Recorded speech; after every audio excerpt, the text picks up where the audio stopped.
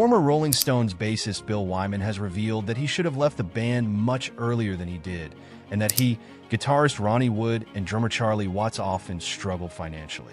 Interviewed at length in the new issue of Classic Rock, Wyman, who left the Rolling Stones in 1993, is asked if he departed at the right time.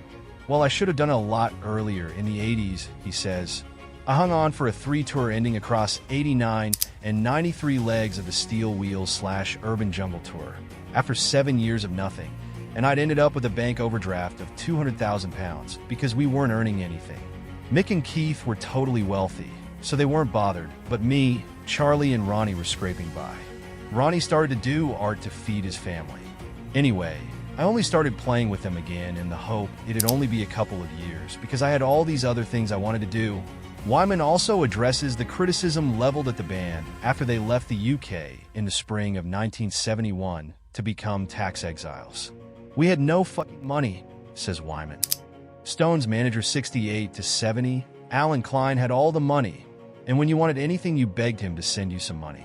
You're in the red with your bank, so you weren't partying all the time, you were worrying about how to pay your bills. It was a nightmare.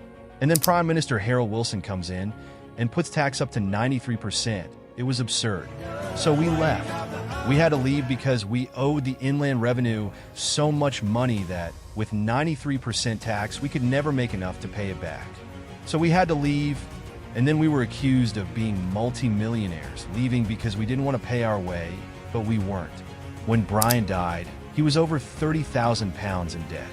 When I bought that manor in Suffolk, I had £1,000 in the bank, had to scrape together a mortgage, and hope I could continue to make enough money to keep it. That's how bad it was. Mick and Keith were wealthier because they had songwriting and publishing royalties, but me, Brian Jones, Charlie, and eventually Ronnie had only about a tenth of what they were getting."